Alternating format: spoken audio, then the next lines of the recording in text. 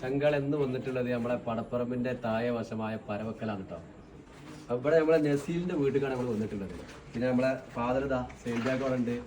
ഇവിടെ നമ്മളൊരു ഓപ്പൺ വെല്ല് നമ്മൾ കൊടുത്തിട്ടുണ്ട്. ഇൻഷാല്ലാ വെള്ളം കിട്ടിയിട്ട് ചങ്കാളെ ഞങ്ങൾക്ക് കാണിച്ചു തരും. നസീലേ ഇല്ലപ്പാ